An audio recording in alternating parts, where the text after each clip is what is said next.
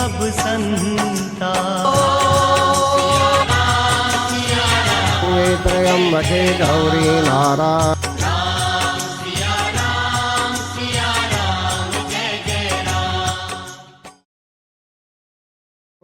महाकाय सूर्यकोटि समप्रभ निर्विघ्नं कुरु मे देव सर्वकार्येषु सर्वदा। सर्वमंगलमांगल्ये शिवे सर्वार्थसाधिके शरण्ये त्र्यंबके गौरी नारायणी नमोस्तुते।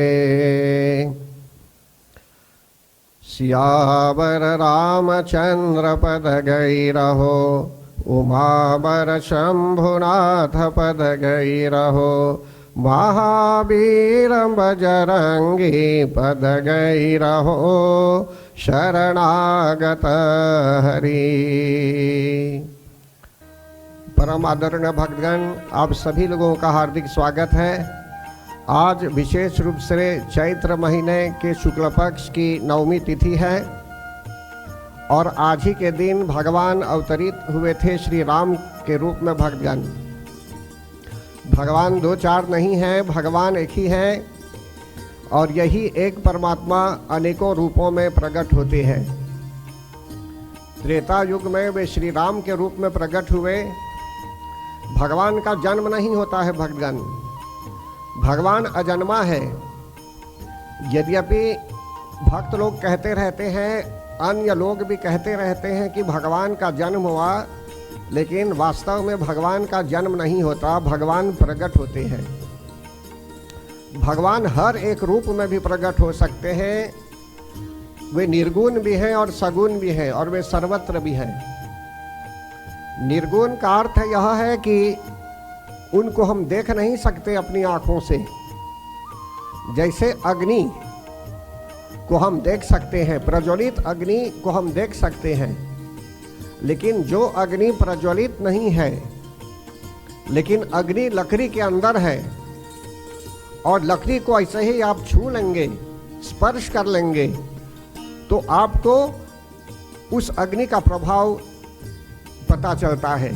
कारण कि हाथ जल भी सकता है, कारण कि अग्नि छिपी हुई होती है उसी के अंदर, उसी लकड़ी के अंदर अदृश्य रूप में। तो भक्तगण, भगवान सर्वत्र हैं। अगर भगवान हवा के रूप में है, हवा को भी हम छू नहीं सकते, हवा को देख नहीं सकते, अदृश्य है हवा।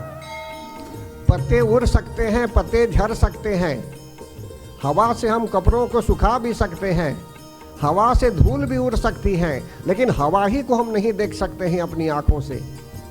इसी प्रकार भक्तगण, अग्नि भी अदृश्य है। तो यह अदृश्य अग्नि माता के गर्भ में भी जा सकती है। अगर सर्वत्र है, ओमनीप्रेजेंट है, तो यही अग्नि किसी रूप में भी कहीं भी जा सकती है। तो परमात्मा जो निर्गुण है भक्तगण, वे सर्वत्र जाने में समर्थ है। देखिए, एक उदाहरण लीजिए इस प्रकरण को समझने के लिए। कारण कि बहुत लोग तर्क वितर्क कहते हैं, बोलते हैं कैसे, किस प्रकार से हम श्री राम भगवान का जो है सो कि मतलब कि प्रागट्य संबंधी उत्सव मनाएंगे, या तो कहीं कहीं लोग बोलते हैं जन्मोत्सव कैसे मनाएंगे।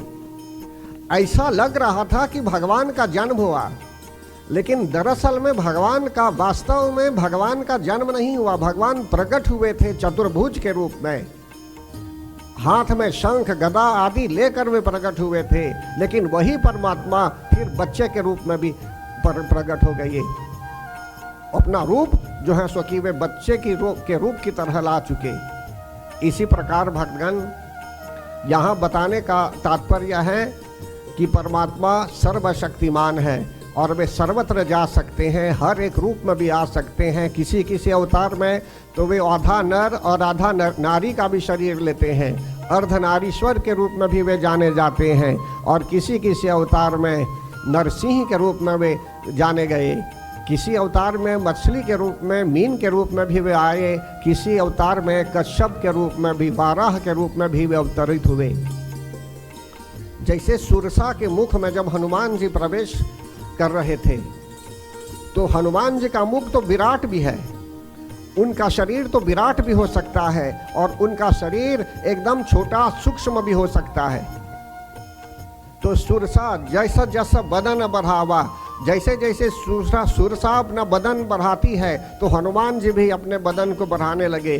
जब सुरसा जी का शरीर, राक्षसी थी वे, जब सुरसा का शरीर विस्तृत हो गया, बहुत विशाल हो गया, तो उस समय हनुमान जी क्या करते हैं, हनुमान जी भी अपने रूप को विस्तृत करते थे, विशाल बना रहे थे। लेकिन जब सुरसा ने अपने मुख को बहुत ऊंचा कर लिया, बहुत बड़ा बना लिया, तो हनुमान जी एकदम सूक्ष्म हो जाते हैं, एकदम छोटा शरीर हो जाता है उनका। और यहाँ तक कि अगर विचार करेंगे तो भगवान सर्वशक्तिमान जब है तो मच्छर का रूप भी ले सकते हैं, चूहे का भी रूप ले सकते हैं, अनेकों प्रकार का रूप हो सकता है। तो वही भगवान क्यों माता के गर्भ में नहीं जा सकते हैं, सर्वत्र जा सकते हैं वे। लेकिन उनका प्रागट्य होता है, वे प्रकट होकर जाते हैं। बायोलॉजिकली उनका जन्म नहीं होता है, माता पिता के संग प्रसंग से ऐसा नहीं जो है सो कि इनका जन्म हुआ। भगवान का जन्म हुआ अपने आप स्वयमेव। वे हमारे मुख में, अगर सुरसा के मुख में हनुमान जी जा सकते हैं तो और मुख में जाकर हनुमान जी तो भगवान के सेवक रहे, राम दूत अतुलित बल धामा। जब हनुमान जी सुरसा के मुख में जाकर, अंदर जाकर फिर कान से निकल जाते हैं, तो क्यों भगवान एकदम सूक्ष्म शरीर धारण करके किसी माता के गर्भ में नहीं जा सकते? तो ये एक सोचनीय बात है। ये भगवान जब हनुमान जी गए थे सुरसा के शरीर में, तो बायोलॉजिकली सुरसा के पुत्र के रूप में नहीं गए थे, उन्होंने अपने रूप को बदल दिया था। इसी प्रकार भक्तगण हनुमान जी में जो सिद्धि है, अनिमा, गरिमा, लघिमा, महिमा आदि जो सिद्धियां होती हैं, अपने रूप को विस्तृत कर देना, या तो उड़ना, या तो दूर की बात जान लेना, या सुन लेना, श्रवण कर लेना, आदि आदि, एकदम सूक्ष्म शरीर धारण कर लेना। सूक्ष्म रूप धरी सिंह ही दिखावा। और सीता जी को भी हनुमान जी ने एकदम सूक्ष्म शरीर दिखाया था। तब बाद में विस्तृत रूप लेकर वे आए और बोलने लगे कि वे भगवान के भक्त थे। इसी प्रकार भक्तगण यहाँ जो मैं कहना चाहता हूँ कि भगवान का प्रागट्य होता है, manifestation of God, of the personification of godhead भी बोल सकते हैं। भगवान आ सकते हैं किसी भी रूप में भी, लेकिन वही जानते हैं किस तरह उनकी लीला करते हैं। तो पहली बात क्लियर हो गई कि बायोलॉजिकली भगवान का जन्म नहीं होता, भगवान अपने आप प्रकट होते हैं उनकी इच्छा अनुसार। यहाँ तक कि श्रीमद् भागवत गीता में भगवान श्री कृष्ण कहते हैं, प्रसिद्ध श्लोक है, वे क्या कहते हैं, यदा यदा हि धर्मस्य ग्लानिर्भवति भारत अभ्युत्थानं धर्मस्य तदात्मानं सृजाम्यहं परित्राणाय साधूनां विनाशाय च दुष्कृतां धर्म संस्थापनार्थाय संभवामि युगे युगे। भगवान ने यह स्टेटमेंट दिया, भगवान ने यह व्याख्यान दिया, उन्होंने इस प्रकार का स्टेटमेंट भी दिया, बयान भी दिया कि यदा यदा ही धर्मस्य, जब जब धर्म की ग्लानि होगी, अधार्मिकता की वृद्धि होगी, पाप का घड़ा जैसे भरने लगता है, जब पानी में अगर कलश में हम पानी डालेंगे, पानी भरता जाता है, लेकिन कब छलकता है वो, जब पूरा कलश भर जाता है पानी से, तब वो छलकने लगता है, पानी छलकने लगता है।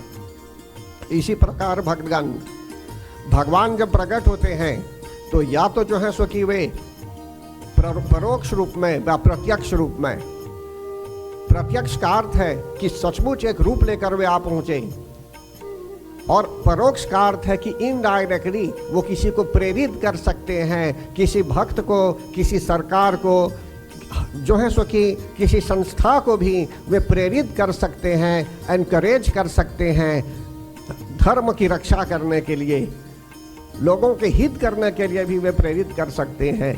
तो यहाँ बताया जा रहा है, यदा यदा ही धर्मस्य ग्लानिर्भवति भारत, हे भारत, जब जब धर्म की ग्लानि होगी, तब तब धर्म की रक्षा करने के लिए, ग्लानिर्भवति भारत अभ्युत्थाम नाम धर्मस्य, धर्म के अभ्युदय के लिए, धर्म को अपलिफ्ट करने के लिए जो है सो कि वे अवतरित होते हैं संसार में। और फिर क्या बोलते हैं, यदा यदा हि धर्मस्य ग्लानिर्भवति भारत अभ्युत्थानं नाम धर्मस्य तदात्मानं सृजाम्यहम्। मैं प्रकट होता हूँ धर्म की रक्षा करने के लिए और परित्राणाय साधूनाम, साधुओं की रक्षा करने के लिए, मैं उनकी रक्षा के लिए परित्राणाय साधूनाम। साधु का अर्थ नहीं है कि जो लंबी दाढ़ी छोड़कर चलेंगे रास्ते में वही साधु हो गए, या जो नंगे घूमेंगे रास्ते पर वही बोलेंगे साधु हो गई, ऐसा नहीं है।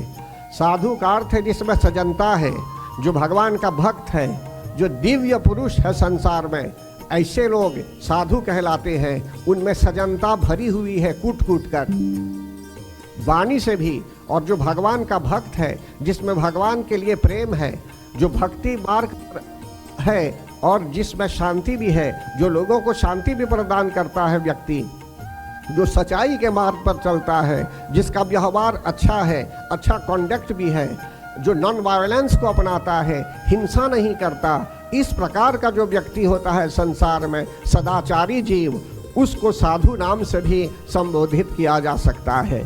तो यहाँ बता रहे हैं कि परित्राणाय साधूनाम विनाशाय च दुष्टकृताम, और दुष्टों के विनाश के लिए भी, दुष्ट कर्मों के विनाश के लिए और दुष्टों को दंडित करने के लिए भी भगवान अवतरित होते हैं। विनाशाय च दुष्कृताम। फिर से कहते हैं, धर्म संस्थापनार्थाय संभवामि युगे युगे। एक ही बार नहीं बल्कि युग युग में अवतरित होते हैं, युग युग में, समय समय पर उनकी इच्छा अनुसार। फिर कहते हैं धर्म को बदलने के लिए नहीं आते हैं वे, इन ऑर्डर टू रीस्टैब्लिश धर्म, धर्म संस्थापनार्थाय, धर्म को बदलने के लिए नहीं, फिर से सेट करने के लिए, रीस्टैब्लिश। जैसे वो धर्म था जिसको लोग भूल रहे हैं, उस धर्म को फिर याद दिलाने के लिए कि आपको ऐसे करना चाहिए, ये आपका धर्म है। तो जैसे कि धर्म है प्रचार करना, मेरा धर्म है, एक धर्म तो है विद्या ग्रहण करना, दान लेना, दान देना, विद्या ग्रहण करना, विद्या बांटना। तो इसी प्रकार से अभी मैं आप लोगों को परमात्मा की कृपा अनुसार सत्संग के रूप में कुछ बताने वाला हूँ, जो हमारे धर्म ग्रंथ में ऑलरेडी है। तो परम आदरणीय भक्तगण, बालकांड का चरित्र है, जहाँ भगवान कुछ ही समय में समझ लीजिए प्रकट होने वाले हैं। अभी आगे कहते हैं, यहाँ बहुत पहले भक्तगण असुर लोग, यहाँ तक कि जिस समय रावण नामक राक्षस था, बहुत लोग अत्याचारी हो गए थे और रावण ने लोगों को संकेत किया था, मेघनाद आदि को और अन्य अनुचरों को रावण ने बता दिया था, आदेश दिया था कि यदि कहीं वेद ध्वनि सुनाई दे, या कोई यज्ञ करे, या कोई विप्र दिखाई दे, या कोई गाय भी दिखाई दे, कहीं गौ भी दिखाई दे, या कोई गौ पूजा भी करे, या वेद मंत्रों का उच्चारण करे, तो ऐसे लोगों को मार देना चाहिए, उनकी हत्या कर देनी चाहिए। और जहाँ यज्ञशाला आदि है वहाँ आग लगा देनी होगी कि जिससे यज्ञ भी संपन्न न हो। तो देखिए भक्तगण, इस प्रकार का पाप कभी बढ़ जाता है। यही दशा हुई थी बहुत पहले। बारहे खल बहु चोर जुआरा, जेलम पट पर धन परदारा।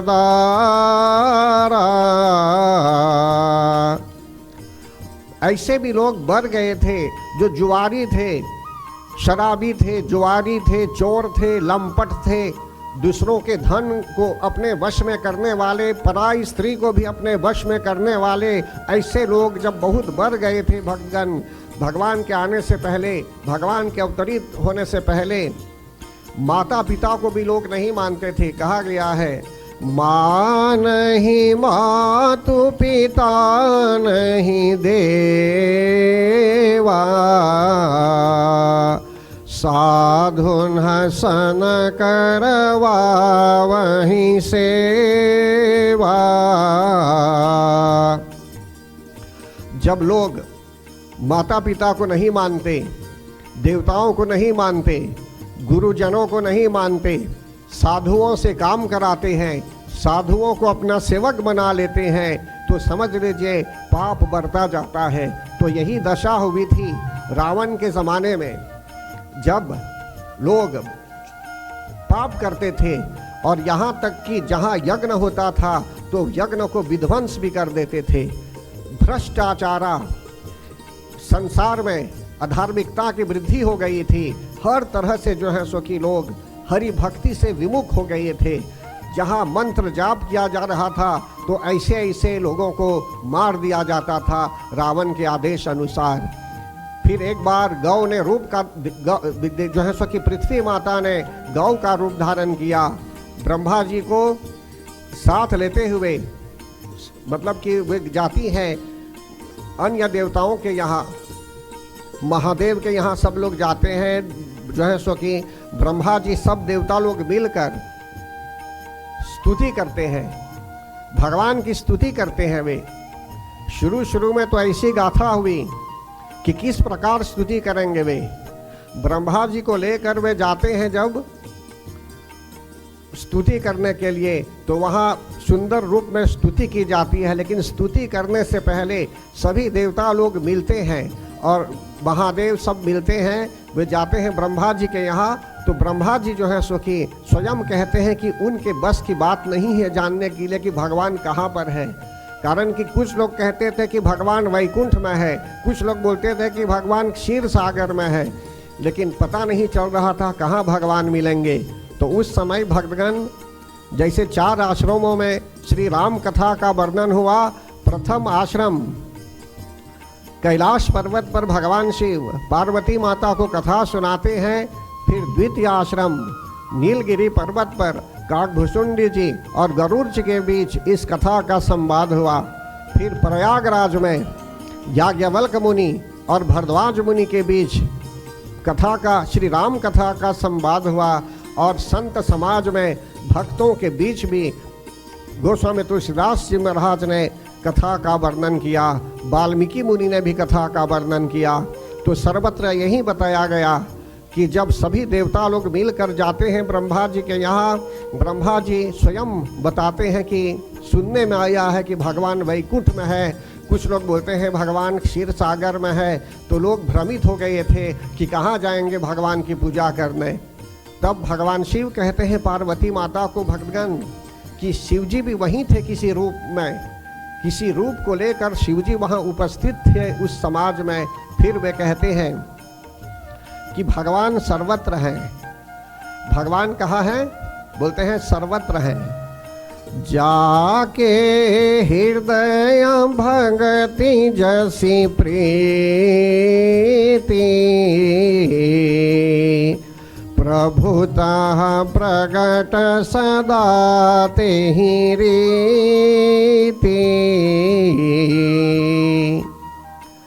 भगवान शिव कहने लगे कि जिसके हृदय में जैसा डिवोशन है, जैसी प्रीति है, जैसी भक्ति है, जैसा प्रेम है, उसके लिए भगवान उसी रूप में वहाँ प्रकट हो जाते हैं। कारण कि भगवान सर्वत्र है। भगवान भगवान सर्वत्र है, वे सर्वव्यापक है, जैसे बताया गया आपको। फिर कहते हैं कि प्रेम से प्रकट हो जाते हैं। जैसे अग्नि का उदाहरण मैंने दिया शुरू में कि अग्नि को हम देख नहीं सकते, लेकिन वही अग्नि जो है अदृश्य भी है। लकड़ी के अंदर भी अग्नि है, अदृश्य है, आग को नहीं देख सकते, लेकिन फिर भी अग्नि लकड़ी को स्पष्ट करेंगे। जिसके अंदर अग्नि है निर्गुण रूप में, तो हाथ भी जल सकता है।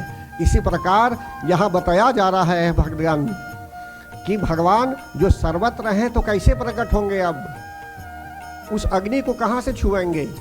तो बोलते हैं ठीक वैसे ही जैसे जो मसाल होता है, जालिमेट, सलाई, उसके अंदर जो लकड़ियाँ होती हैं, मास्टिक्स, एक लेंगे उसमें, जैसे घिसेंगे उसको तो अग्नि प्रज्वलित हो जाती है। या तो लकड़ी के अंदर अग्नि है हवन कुंड में, अगर कपूर आदि ऊपर से लगा देंगे तो अग्नि प्रज्वलित हो जाएगी। इसी प्रकार भगवान जो हरि हमारे अंदर है, जो हरि सर्वत्र है, तो तो कैसे पुकारेंगे उनको, कैसे पुकारेंगे हरि को? तो प्रेम से पुकारेंगे, श्री राम जय राम, श्री राम जय राम, श्री राम जय राम, जय राम, श्री राम जय राम, जय राम, श्री राम जय राम, जय राम, श्री राम जय राम, जय राम, श्री राम जय राम, जय राम, श्री राम जय राम, जय राम। तो यही बता रहे हैं भगवान शिव ने उस समय जब बताया कि हरि का स्मरण करना है, उनके चरणों का स्मरण कैसे करेंगे। ब्रह्मा जी भी कहते हैं हरि का चरण स्पर्श करना है या तो उनका स्मरण करना है। तब सभी लोग वहीं से, कोई वैकुंठ जाने के लिए विचार नहीं करता। हमको भी ऐसा नहीं सोचना चाहिए कि जब कहीं चले जाएंगे वैकुंठ तो वहीं भगवान की पूजा करेंगे, या बोलेंगे यहाँ से जब ऋषिकेश जाएंगे या बनारस जाएंगे तभी भगवान की पूजा करेंगे। अभी क्या करेंगे? अभी गमट करेंगे क्या? जब वहाँ जाएंगे तब पूजा करेंगे। बोलेंगे मंदिर आएंगे, गंगा शिव मंदिर, तब पूजा करेंगे। तो घर में क्या कर रहे थे आप? तो कहने का भाव है रास्ते पर क्या कर रहे थे। तो बोलते हैं आप जहाँ भी हैं, आप घर में हैं, मोटर में हैं, रास्ते में हैं, स्कूल में हैं, कहीं भी हैं, वहीं से आप कनेक्ट हो सकते हैं परमात्मा के साथ। बोलिए प्रेम से सियावर रामचंद्र भगवान की जय। तो उस समय देवताओं ने जो स्तुति की, जो प्रार्थना की, इस पर विचार किया गया कल, और आप लोगों को कथा भी सुनाई गई भगवान कि सभी लोग किस तरह से स्तुति करने लगे। जय जय सुरनायक जन सुखदायक प्रणत पाल भगवंता। इस प्रकार सभी लोग जय जयकार करने लगे भगवान की कि आप देवताओं के जो स्वामी हैं, देवताओं के नायक हैं, आप सुख देने वाले हैं। हे प्रभु, आप सबकी रक्षा करने वाले हैं। जो आपकी शरण में चला आता है तो उसकी रक्षा करने वाले हैं आप गौ की रक्षा करने वाले हैं। द्विज जो जिसका दूसरा जन्म हो गया है तो आप द्विज की भी रक्षा करने वाले हैं, ब्राह्मणों की भी रक्षा करने वाले हैं, उनके हित करने वाले हैं, उनके हितकारी हैं आप। अब असुरारी, असुरों के विनाश करने वाले हैं आप।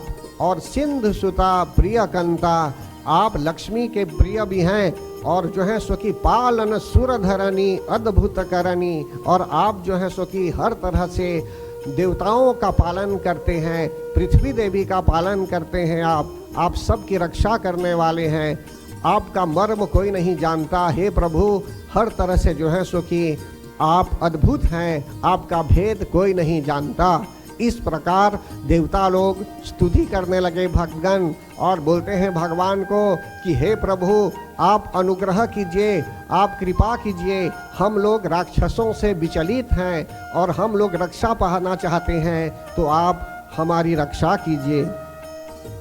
उस समय भगवान आगे यहाँ कहते हैं, जय जय अविनाशी सब घटवासी। हे प्रभु, आप अविनाशी है, कोई आपका नाश नहीं कर सकता। सब घटवासी, आप सबके सर्वत्र व्यापक हैं, आप अंतर्यामी हैं आप। और परम आनंदा, आप परम आनंद स्वरूप हैं और परम आनंद प्रदान करने वाले हैं आप। ऐसा आनंद आप प्रदान करते हैं कि जिसका समापन कभी भी नहीं हो सकता। आप परम आनंद देने वाले हैं, सब आनंद से परे हैं आप, सब आनंद से परे हैं आप। अगर चाय पीने की इच्छा है किसी को तो चाय पी लेंगे तो आप आनंदित हो गए, लेकिन भगवान के साथ उठेंगे बैठेंगे तो आपका आनंद कभी समाप्त नहीं होगा। परम आनंदम, सबसे ऊपर है उनका आनंद।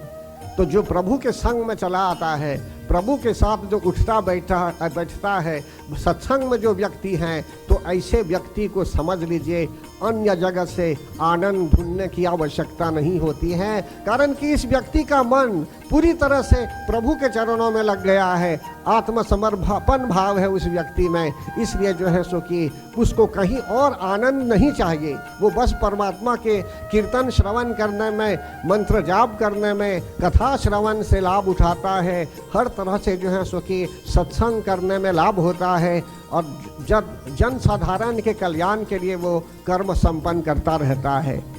तो फिर आगे यहाँ बताया गया कि आप इंद्रियों से भी परे हैं और आपका चरित्र पुनीत है, आपका चरित्र माया से भी रहित है, और आप मोक्ष प्रदान करने वाले हैं, आप मुकुंद हैं। तो हे प्रभु आप कृपा कीजिए। बोलते हैं कि जो विरागी लोग होते हैं, जो संत महात्मा लोग होते हैं, जो आपकी स्तुति करते हैं निरंतर मोक्ष पद प्राप्त करने के लिए और अनुरागी भी बनने के लिए, त्यागी भी बनने के लिए, तो हे प्रभु आप वही सर्वव्यापक परमात्मा है। आपके ध्यान करते रहते हैं लोग, आपके गुणगान करते रहते हैं। हे सच्चिदानंद स्वरूप आप सत्य हैं, आप विद्या से भरे हुए हैं और आप आनंदित हैं, परम आनंद देने वाले हैं। हे सच्चिदानंद आप अनुग्रह कीजिए, आपकी जय हो, आपकी जय हो, आपकी जय हो। इस तरह से जो है सो कि देवता लोग प्रार्थना करते हैं वहाँ। फिर कहते हैं आपने अकेले ही पूरी सृष्टि की रचना की है। एक पुल को बनाने के लिए कितने लोगों की आवश्यकता होती है, कितने इंजीनियर चाहिए, कितने अन्य कारीगर चाहिए, कितने लोगों की आवश्यकता होती है। देश विदेश से भी लोग आते हैं काम करने के लिए, लेकिन भगवान ने अकेले ही पूरी सृष्टि की रचना कर दी। पूरी सृष्टि, जितने गैलेक्सीज हैं, जितने प्रकार के जो है सो कि ये स्टार्स हैं, सब की रक्षा, ग्रह मंडल आदि सब की रक्षा अकेले उन्होंने की। तो किस प्रकार के सर्वशक्तिमान है वे।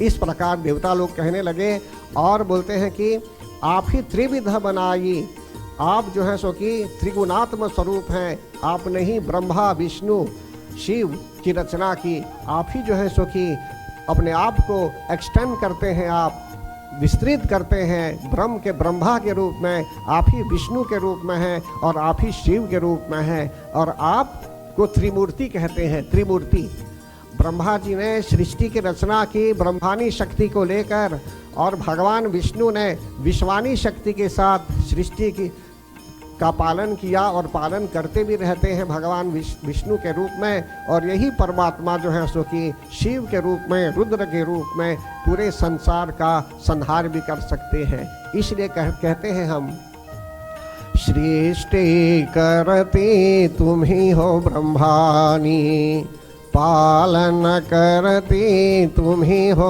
विश्वानी, संहार करती तुम ही हो रुद्राणी। हम तेरे चरण में बस जाए धूल बन के, हम तेरे चरण में बस जाए धूल बन के। बोल मन मेरे जय जगदम्बे, बोल मन मेरे जय जगदम्बे, बोल मन मेरे जय जगदम्बे, बोल मन मेरे जय जगदम्बे। तो फिर यहाँ देवता लोग कहते हैं कि हे प्रभु आप जो पापों को नाश करने वाले हैं, आप हमारी भी सुधि लीजिए। कृपया जानने की कोशिश कीजिए कि हम लोग किस प्रकार के संकट में हैं, आप हमारी भी सुधि लीजिए। देखिए भगवान से प्रार्थना करते हैं, भगवान से प्रार्थना करते हैं कि हे भगवान आप हमारी सुधि लीजिए, हमारे यहाँ आइए और सुधि लीजिए, पता कीजिए। आपको तो सब पता है, आप अंतर्यामी हैं, लेकिन फिर भी भक्त लोग प्रसन्न होते हैं जब भगवान उनके यहाँ दर्शन देते हैं, उनके यहाँ आते हैं। इसलिए बच्चे लोग भी जो होते हैं वे प्रसन्न होते हैं जब उनके यहाँ कहीं अन्य जगह वे ठहरे हुए हैं तो माता पिता गुरुजन सब लोग आके उन्हें दर्शन दें उनके यहाँ। इस प्रकार से उनको भी प्रसन्नता होती है। फिर आगे यहाँ क्या बताते हैं, मन क्रम वचन बानी छारी सयानी शरण सखल सुरजोता। तो हे प्रभु, आप जो है सो कि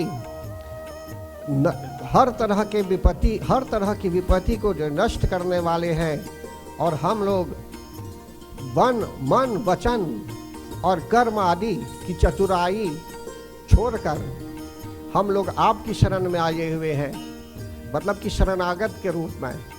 देखिए भगवान, हम सब बोलते हैं कि भगवान के यहाँ जा रहे हैं पूजा करने, तो अगर हम सचमुच भगवान के लिए हैं, भगवान की पूजा के लिए जा रहे हैं, तो यहाँ जैसे देवता लोग बोलते हैं मन क्रमम वचन, मन को भी अर्पित कर देना है उन्हें, वचन को भी, वाणी को भी उन्हीं को अर्पण करना है, और मन क्रम वचन धन, तब ना हम बोलते हैं तन मन धन सब है तेरा, स्वामी सब कुछ है मेरा, तेरा तुझको अर्पण, तेरा तुझको अर्पण, क्या लागे मेरा। ओम जय जगदीश हरे। अब भगवान के यहाँ हम आएंगे तो अपने मन को नहीं छोड़ेंगे, उनके यहाँ शरीर को ला देंगे, लेकिन आपका मन भटक रहा है अभी, तो समझ लीजिए हमें और बहुत परिश्रम करना है अभी।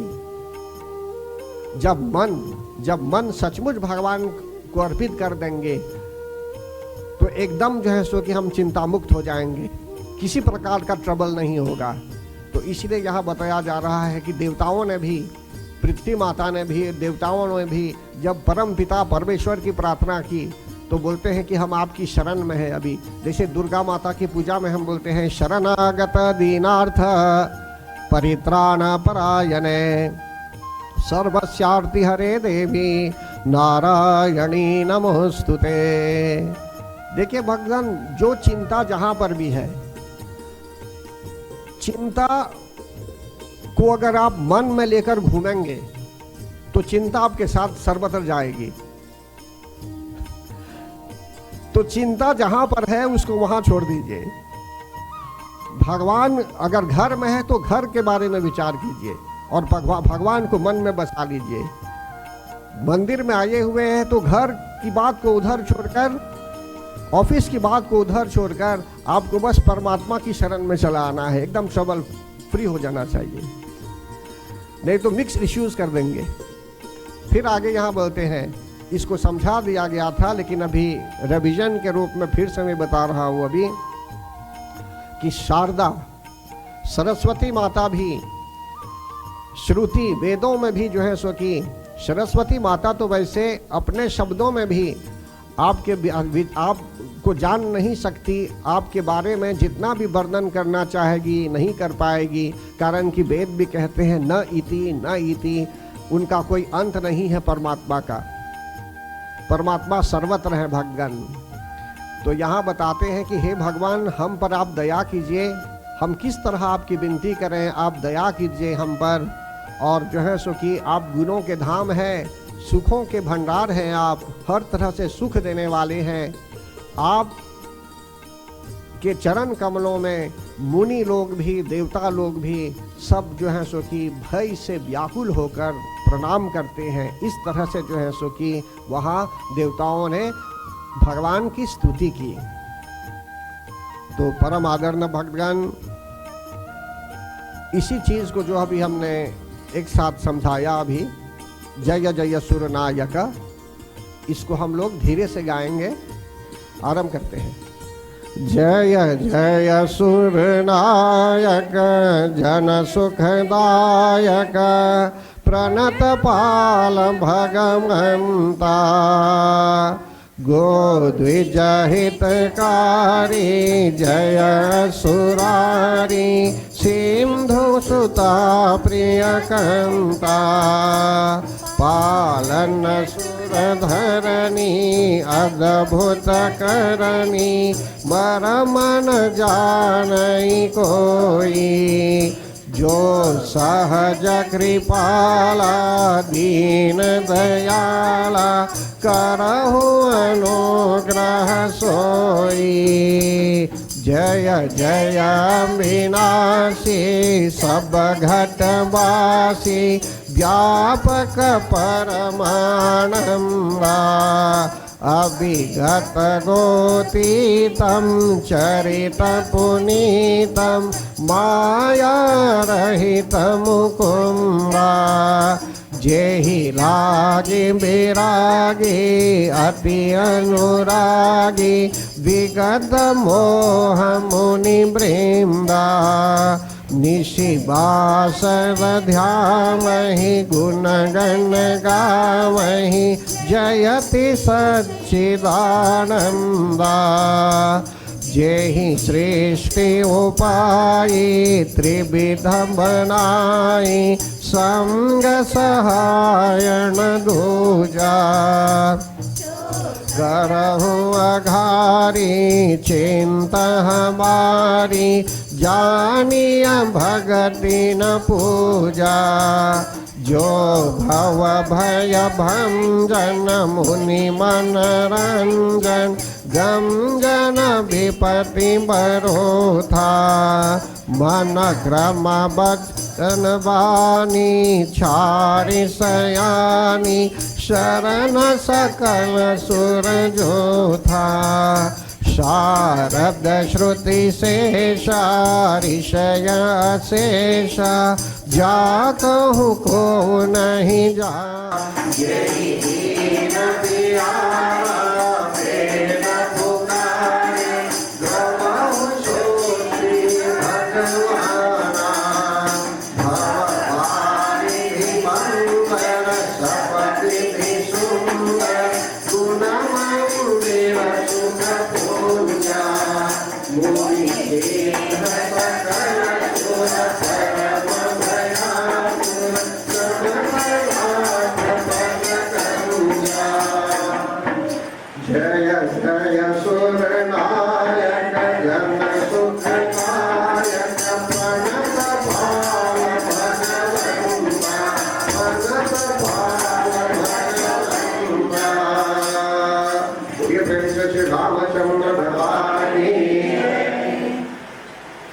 तो परम आदरणीय भक्तगण, अभी बताया गया कि किस प्रकार स्तुति की जा रही थी। देवताओं ने स्तुति की और स्तुति के समय उन्होंने यह भी कहा कि जानिय भक्ति न पूजा। देवताओं ने भगवान को कहा कि न हम भक्ति भी जानते हैं न पूजा भी जानते हैं, बस हम स्मरण कर रहे हैं। हमको एक हायर फोर्स चाहिए जो हमारी रक्षा करे। हम जितने भी पढ़े लिखे होंगे, जितने भी क्षेत्र में निपुण हैं, लेकिन उस समय बोलते हैं कि हम कुछ नहीं जानते हैं। हे प्रभु, हमारे जितने फॉर्मूल हैं, जितने सूत्र हैं, सब फेल हो रहे हैं, कुछ काम नहीं कर रहे हैं। आप ही अंतर्यामी हैं, आप ही देखिए क्या उपाय हो सकता है। आप ही से हम जो है सो कि अनुग्रह चाहते हैं, दया चाहते हैं। तो उस समय भगवान देवताओं ने बताया कि चिंता करने की बात नहीं है, भगवान अवतरित होने वाले हैं और भगवान को कहीं जो है सो कि उनको अवतरित होने के लिए बुलावा भी है। और उन्होंने पहले वर्णन किया था कि वे अवतरित होंगे अयोध्या में।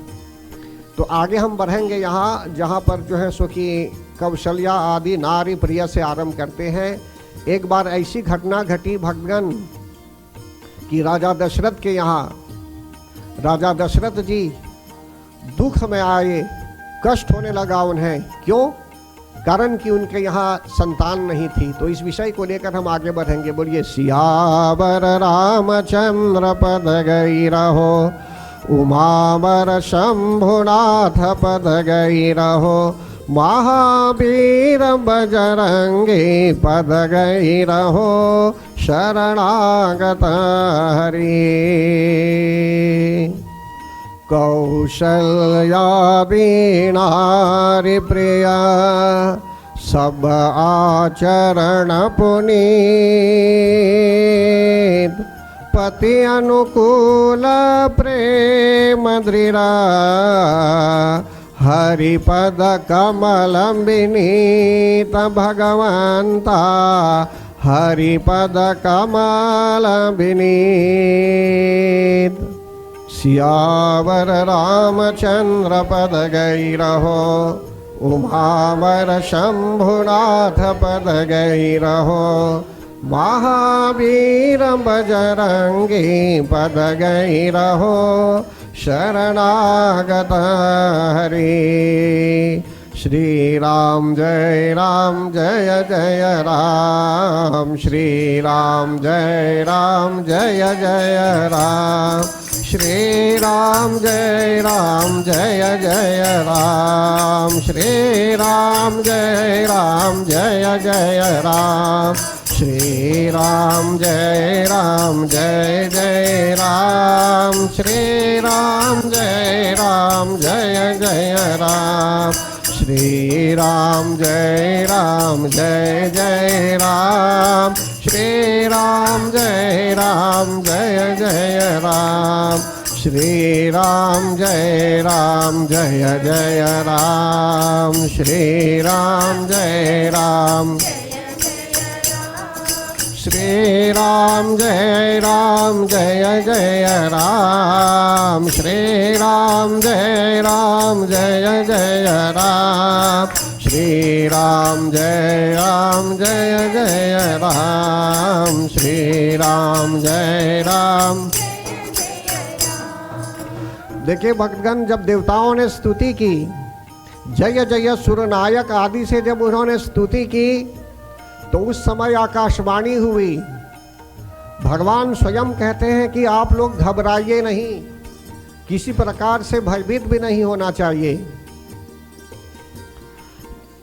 कश्यप और अदिति ने तप किया था और उनके तप से प्रसन्न होकर मैंने उन्हें वरदान दिया है कि मैं उनके यहाँ पुत्र के रूप में प्रकट होने वाला हूँ। तो राजा दशरथ जी के यहाँ मैं अवतरित हो जाऊंगा अयोध्यापुरी में। और वे कहते हैं वहाँ, तिन्ह के गृहवतरी हूँ जाई,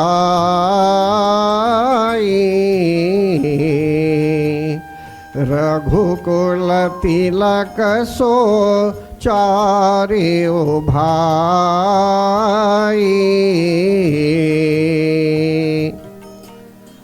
नारद वचन सत्य संब करिहु, परम शक्ति समेत अवतरिहु। देखिए यहाँ भगवान देते हैं आकाशवाणी के माध्यम से, ऐसा संकेत देते हैं वे कि वे 4 भाइयों के रूप में अवतरित होंगे, 4 भाइयों के रूप में अवतरित होंगे। हम लोग जानते हैं कि भगवान श्री राम के रूप में प्रकट हुए, लेकिन भगवान ने कहा कि वे 4 भाइयों के रूप में प्रकट होने वाले हैं, सिर्फ श्री राम के रूप में नहीं, 4 भाइयों के रूप में वे प्रकट होंगे। इसीलिए 4 भाई हुए, राम, लक्ष्मण, भरत और शत्रुघ्न। तो इसीलिए जो है सो कि उन्होंने कहा कि आप घबराइए नहीं।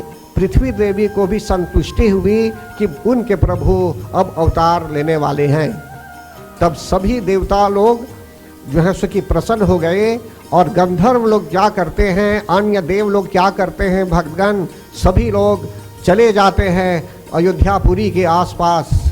कोई वानर का रूप लेता है, कोई अन्य प्रकार से रूप लेकर आते हैं, मतलब कि वहाँ देवता लोग, और जो है सो कि प्रभु की प्रतीक्षा करते हैं कि कब भगवान अवतरित होंगे, क्या होने वाला है, अब भगवान कैसे प्रकट होंगे, समझते हैं ना।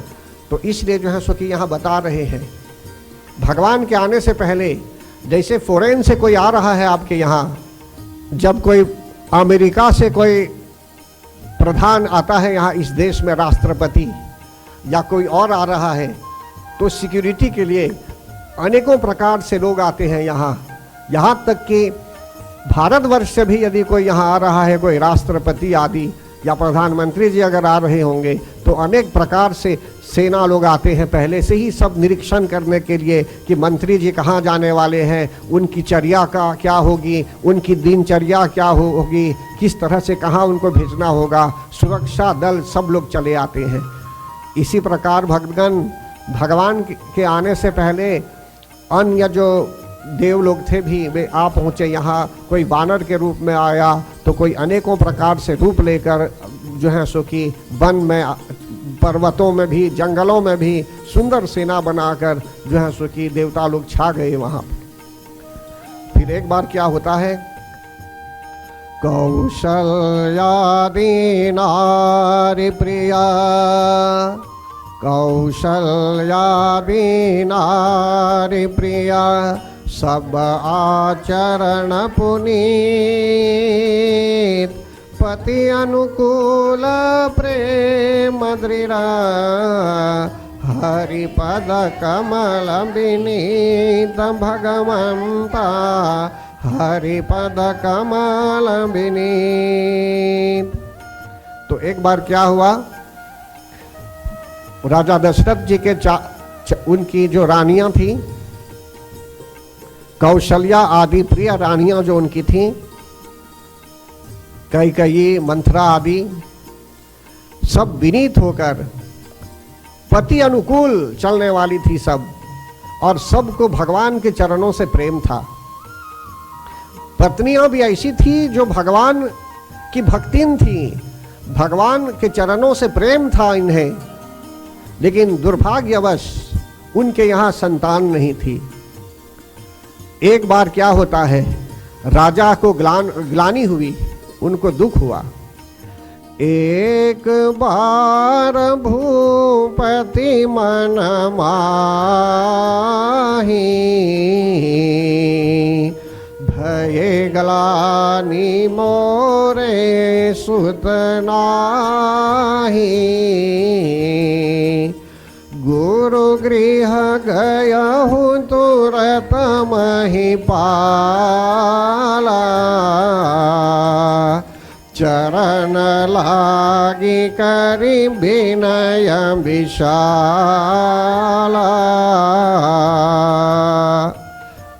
एक बार राजा दशरथ जी को मन में जब दुख हुआ भक्तगण कि उनके यहाँ एक भी संतान नहीं, तो उस समय क्या करते हैं वे उनके गुरु जी के यहाँ जाते हैं उपाय ढूंढने के लिए। इसीलिए भक्त जो होता है संकट आदि काल में अगर कोई अच्छा स्पिरिचुअल आध्यात्मिक गुरु भी हो, अगर अपने दुख का या दुखों का वृत्तांत भी करते होंगे तो हो सकता है कि सही रूप में आपको कोई एडवाइस भी देंगे या तो किसी प्रकार से सलाह भी देंगे। तो वहाँ जब वे गुरु गृह जाते हैं, राजा दशरथ जी गुरु जी के चरणों को प्रणाम करते हैं और विनती करते हैं, निज दुख सुख सब गुरहि सुनाय हो, कहि वशिष्ठ बहु विधि समझाय हो, धरहु धीर होई सुतचारी, त्रिभुवन विदित भगत भयहारी। गुरु वशिष्ठ जी ने राजा दशरथ की विनती सुनी, कारण कि राजा दशरथ जी ने उनके दुख के विषय में सब गुरु जी को कह सुनाया। राजा दशरथ जी ने उनके सुख के विषय में भी गुरु जी को कह सुनाया। तब गुरु वशिष्ठ ने अनेकों प्रकार से समझाया कि आप धीरज धारण कीजिए, धरहु धीर होई सुतचारी। आपके यहाँ 4 पुत्र होने वाले हैं और तीनों लोकों में, त्रिभुवन में ये विदित हो जाएंगे, प्रख्यात हो जाएंगे और भक्तों के भय को दूर करने वाले हैं ये। श्रृंगी ऋषि वशिष्ठ बोलावा, पुत्र काम शुभ यज्ञ करावा, भगति सहित मुनि आहुति दीन है, प्रगट अग्नि चरो करलीन है। तब गुरु वशिष्ठ जी राजा दशरथ जी के कल्याण के लिए श्रृंगी ऋषि को भेजते हैं राजा दशरथ जी के यहाँ पुत्रेष्ठी पुत्र कामना से यज्ञ करने के लिए, और यज्ञ कराते हैं। और इसमें स्पष्ट कहा जा रहा है भक्तगण, भगति सहित मुनि आहुति दिन है। तो किस प्रकार श्रृंगी मुनि आहुति देते हैं? तो कहते हैं भगति सहित मुनि आहुति दिन ही। जब आहुति भी देते हैं अग्नि में, चाहे चावल चीनी सामग्रियों द्वारा आहुति देते होंगे या घी से भी आहुति देते हैं, जब अगर भक्ति नहीं है, बस ऐसे करके ऐसे करेंगे या सामने फेंक देंगे सब कुछ, तो वो भक्ति नहीं है। वो यहाँ बोलते हैं कि भक्ति सहित मुनि आहुति दिन है, कि श्रृंगी ऋषि प्रेम पूर्वक आहुति देते हैं। जो मानव ऐसे ही बैठ जाता है हवन कुंड के यहाँ और सामग्रियों को लेकर फेंकता है सामने, अग्निकुंड में नहीं डालता है, तो वो पाप कर रहा है। चाहे वो पुरुष है चाहे वो स्त्री है तो पाप कर रही है और उसको दोष लगता है। फिर यहाँ बोलते हैं भक्ति सहित मुनि आहुति देते हैं। फिर अग्निदेव प्रकट होते हैं वहाँ। कैसे प्रकट होते हैं? तो अपने हाथों में चरु करलीन है।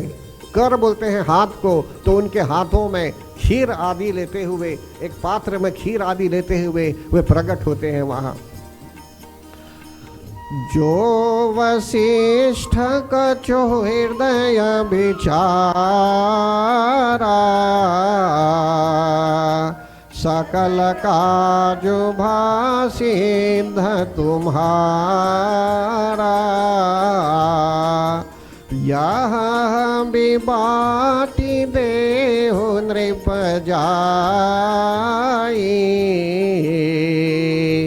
जथा जोग जेहि भाग बनाए। फिर अग्निदेव वशिष्ठ जी को ये मतलब कि बताते हैं कि गुरु वशिष्ठ जी ने जो भी कहा है वो सब सत्य है। अग्निदेव क्या करते हैं? वो जो खीर का पात्र था वे राजा दशरथ को देते हैं उनके हाथों में, और फिर कहते हैं उनको ये जो पायस है, ये जो हविष्यान्न है, आप जैसा उचित समझेंगे वैसे ही इन रानियों के बीच बांट दीजिए। तब दृश्य भय पावक सकल सब ही समुझाय, परमानंद मगन नृप हर्षण हृदय समाय। सियावर रामचंद्र पद गई रहो, उमावर शंभुनाथ पद गई रहो। महावीर बजरंगी पद गई रहो, शरणागत हरि।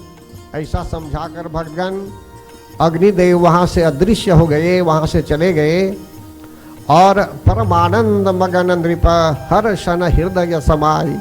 राजा दशरथ जी बहुत प्रसन्न हुए भगवान, और उनका हृदय प्रसन्नता से भर गया, प्रसन्नता से हृदय भर गया। और उस समय आगे वे क्या करते हैं? तब ही राय प्रिय नारी बोलाई, कौशल्या तहाँ चली आई। अर्ध भाग कौशल्य ही दीन्हा, उभय भाग आधे कर दीन्हा।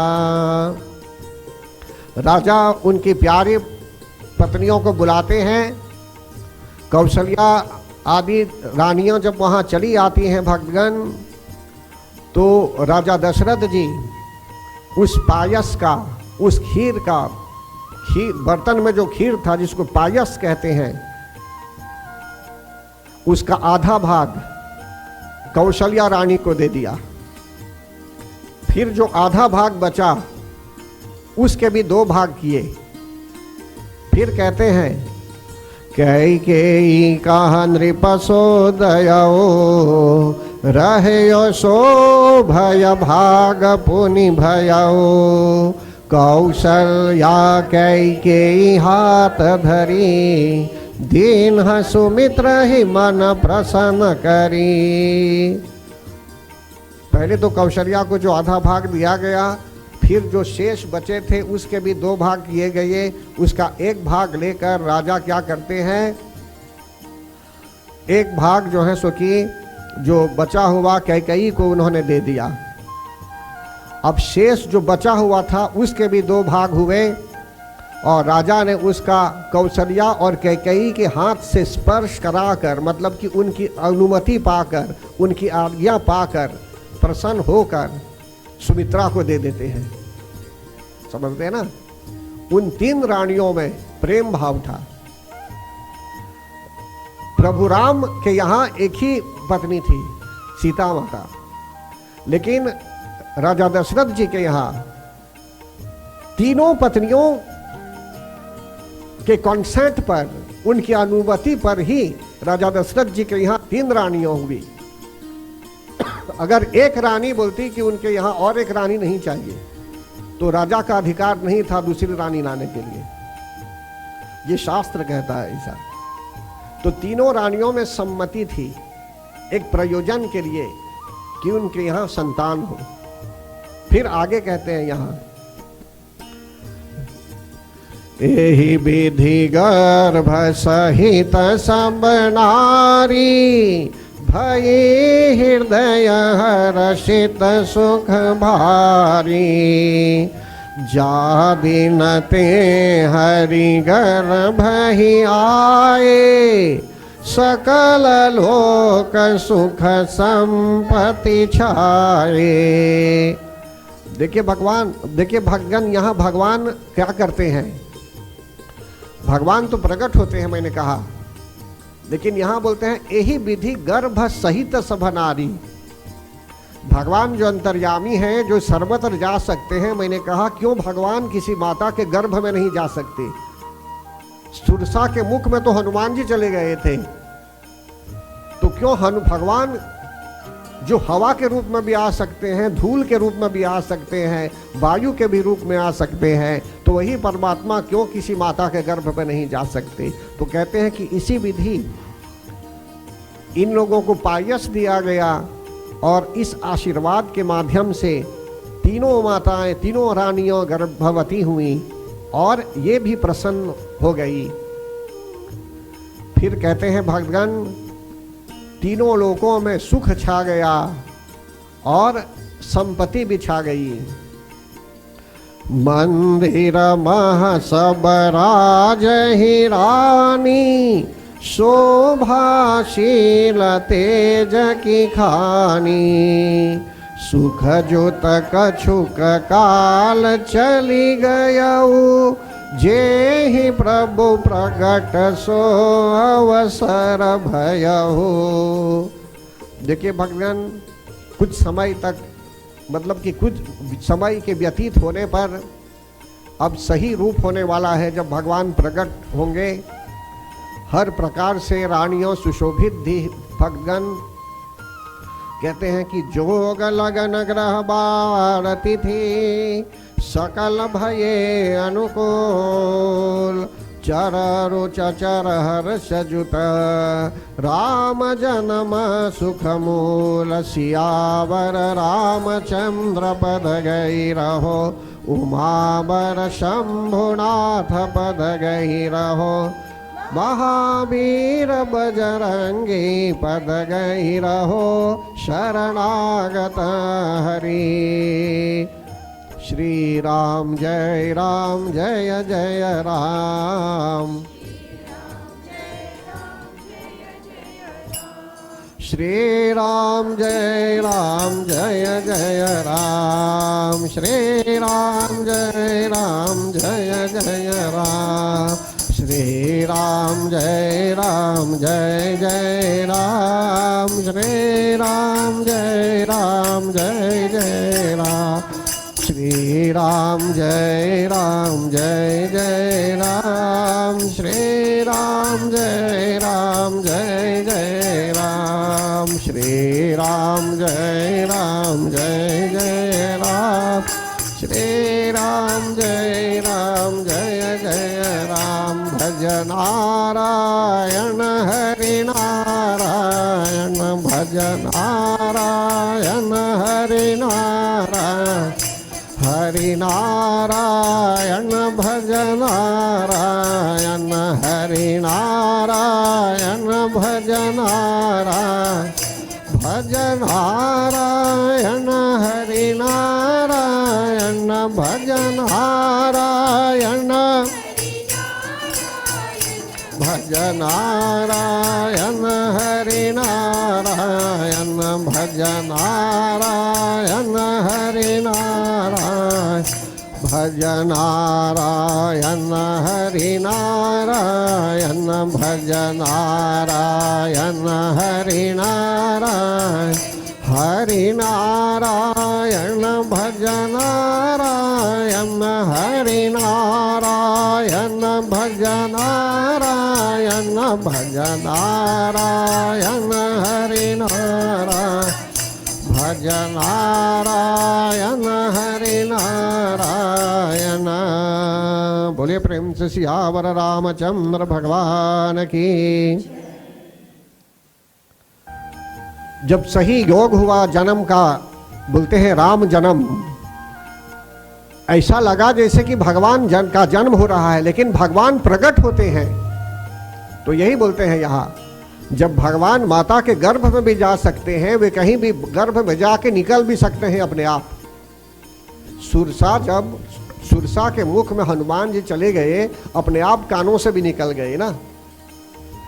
तो हनुमान जी प्रकट होकर गए थे, बायोलॉजी करिए नहीं उत्पन्न हुए थे सुरसा के मुख में। इसी प्रकार भगवान जो अंतर्यामी है, सर्वत्र जा सकते हैं। और कौशल्या माता को वरदान प्राप्त था कि भगवान उनके यहाँ पुत्र के रूप में आने वाले हैं। तो यहाँ क्या बोलते हैं, जोग लगन ग्रह बार तिथि सकल भये अनुकूल। जब अच्छा योग हुआ, अच्छा लग्न हुआ, ग्रह दशा भी अच्छी थी, अच्छा वार भी था, सभी तिथि जब अनुकूल थे, सब कुछ अनुकूल, उस समय जड़ और चेतन, मतलब कि वृक्षों में भी, हवा में भी, नदियों में भी, सर्वत्र जो है सो की प्रसन्नता छा गई। जिस पेड़ में फूल होने वाले थे फूल होने लगे, जिस नदी में पानी नहीं तो पानी भी आ गए, आ पहुँचे। हर तरह से जो है सो की खुशहाली भर गई, प्रसन्नता का वातावरण छा गया। फिर कहते हैं यहाँ, नवमी तिथि मधुमास पुनीता। तिथि नवमी थी और अच्छा महीना था, शुक्ल पक्ष का महीना था, और मुहूर्त भी अच्छा था, अभिजीत मुहूर्त।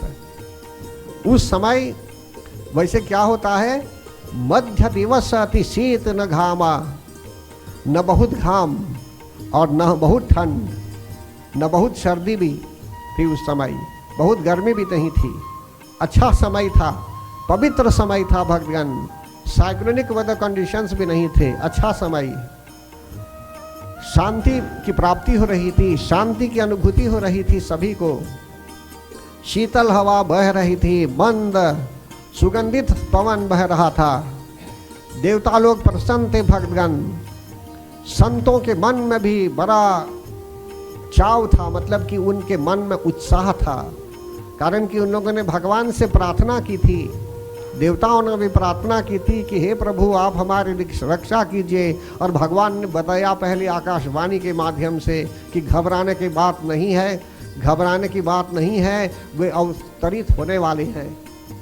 तो यही बात है कि अब संत लोग, देवता लोग सब जब प्रसन्न हो गए, उनको पता है कि अब बहुत देर नहीं है, भगवान आने वाले ही हैं अभी, तो सभी लोग प्रसन्न हो गए। जैसे जब कोई फॉरेन से आ रहा है आपके देश में और आप बहुत उत्साह से प्रतीक्षा में लगे हुए हैं, जैसे अभी भारत से हमारे प्रधानमंत्री जी आए थे उधर से भारत के प्लेन के माध्यम से, हवाई जहाज़ के माध्यम से, तो बहुत लोग उनकी प्रतीक्षा में थे। और यहाँ तक कि घर बैठे लोग भी टीवी के माध्यम से प्रतीक्षा कर रहे थे कि कब उनके प्रिय प्रधानमंत्री उतरेंगे प्लेन से और कब उनका जहाज़, हवाई जहाज़ यहाँ आ पहुँचेगा, लैंडिंग कब होगी उस प्लेन की। इस तरह से लोग प्रतीक्षा में थे, प्रेम पूर्वक, एक प्रकार का उत्साह था उनके अंदर प्रतीक्षा करने में।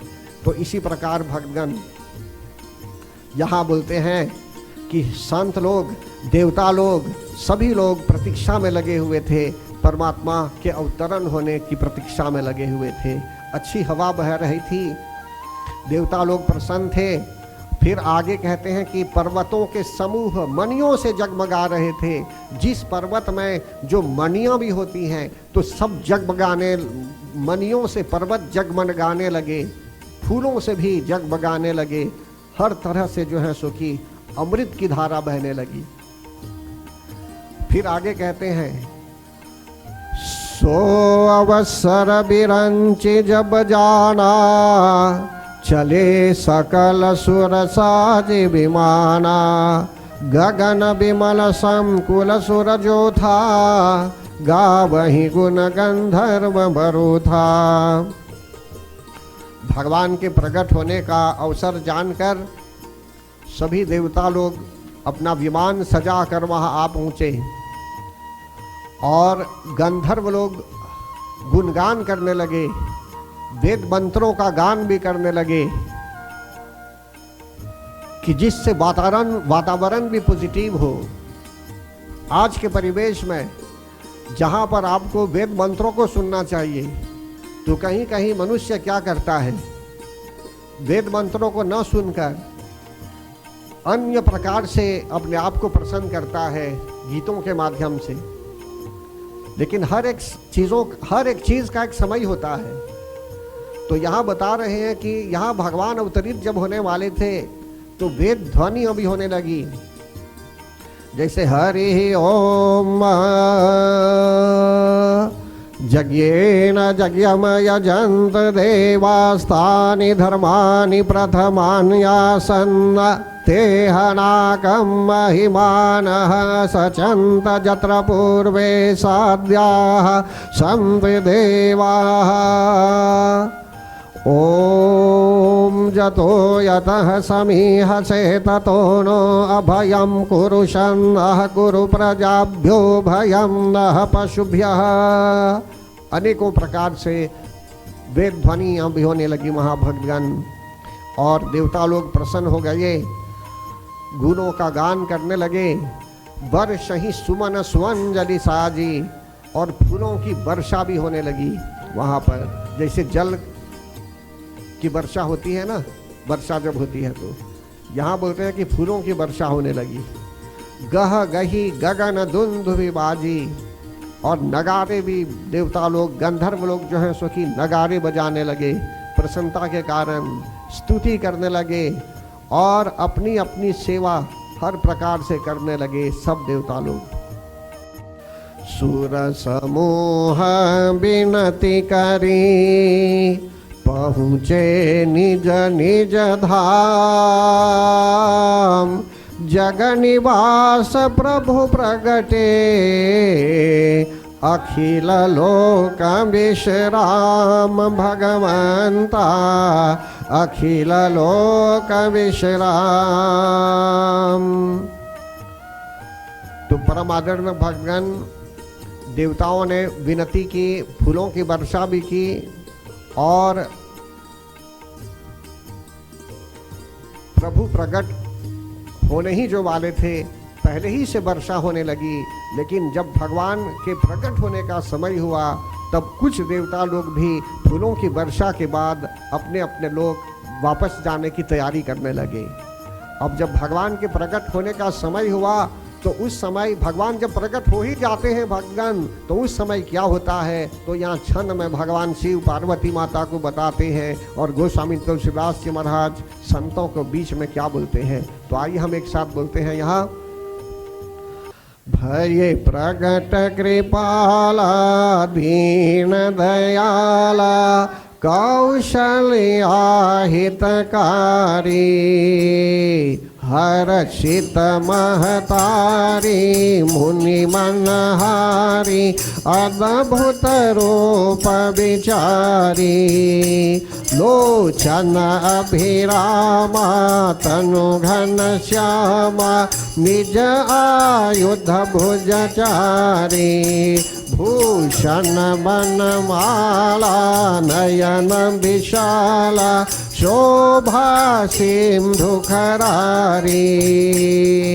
कहा दुई कर जोरी अस्तुति तोरी के ही विधि करऊँ अनंता माया गुण ज्ञानातीत समाना वेद पुराण भनंता करुणा सुख सागर शुभ गुण आगर जेहि गावहि श्रुति संता सो मम हित लागी जन अनुरागी भयहु प्रगट श्रीकांता ब्रह्मांड निकाया निर्मित माया रोम रोम प्रतिभेद कहे मम उरसो वासी यह उपहासी सुनत धीर मति धीर न रहे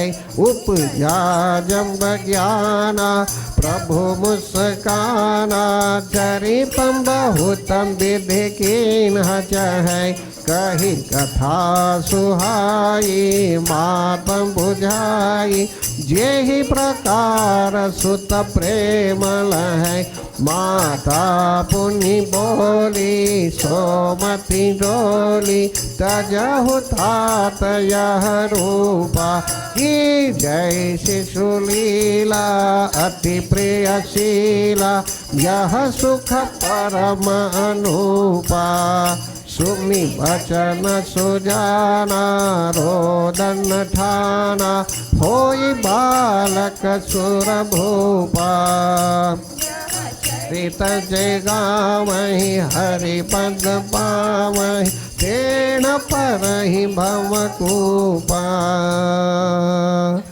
विप्रधेनु सुरसंत हितलीन्ह मनुजावतार निज इच्छा निर्मित तनु माया गुण गोपार सियावर रामचंद्र पद गई रहो उमावर शंभुनाथ पद गई रहो महावीर बजरंगी पद गई रहो शरणागत हरि श्री राम जय जय राम श्री राम जय जय राम श्री राम जय जय राम श्री राम जय जय राम श्री राम जय श्री राम जय जय राम श्री राम जय जय राम श्री राम जय जय राम श्री राम जय जय राम श्री राम जय जय राम श्री राम जय जय राम श्री राम जय जय राम श्री राम जय राम श्री राम जय जय श्री राम जय राम श्री राम जय राम श्री। देखिए भगवान नहान भी 3 प्रकार से मनुष्य करता है। एक पानी से स्नान करता है ना, फिर घाम से भी लोग स्नान करते हैं, हवा से भी स्नान करते हैं, सूर्य की किरणों में बैठकर कभी स्तनवास भी लोग करते हैं, जिसके देश में उतना सूर्य नहीं है या उतना प्रकाश नहीं है। लेकिन एक चौथा स्नान होना चाहिए। आपने पानी से तो स्नान कर लिया, आप ऑफिस जा रहे हैं, घाम है, घाम में बैठने का अवसर यदि नहीं भी मिला तो भी घाम मिल जाता है आपको, और हवा से भी तो स्नान करते हैं, लेकिन एक स्नान होना चाहिए जैसे जब भी हुआ अभी ये भजनों से स्नान। श्री राम जय राम जय जय राम, श्री राम जय राम जय जय राम, श्री राम जय राम, श्री राम जय राम जय जय राम, श्री राम जय राम जय जय राम, श्री राम जय राम जय जय राम, श्री राम जय राम जय जय राम, श्री राम जय राम जय जय राम, श्री राम जय राम जय जय राम, श्री राम जय राम जय जय राम, श्री राम जय राम जय जय राम,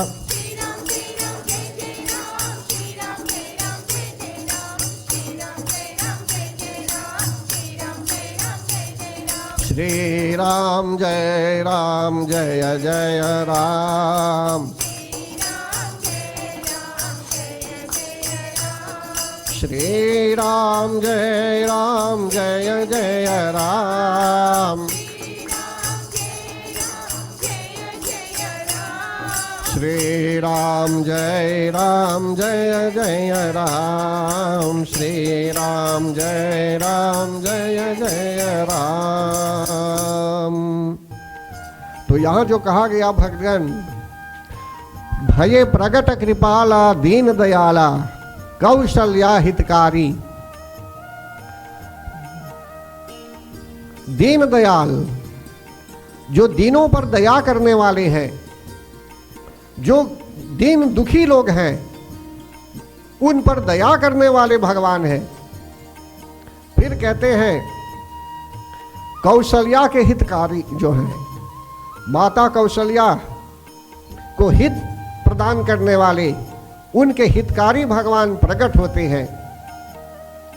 फिर कहते हैं भय प्रकट कृपाला, जो भगवान कृपालु हैं, जो कृपा करने वाले हैं, जो दया करने वाले हैं, भगवान जो कृपा करने वाले हैं, जो अनुग्रह करने वाले हैं, ऐसे भगवान जो ग्रास देने वाले हैं, ग्रास कृपा करने वाले हैं, जो ग्रेशियस हैं, दयालु हैं, कृपालु हैं, ऐसे भगवान प्रकट होते हैं भक्तगण।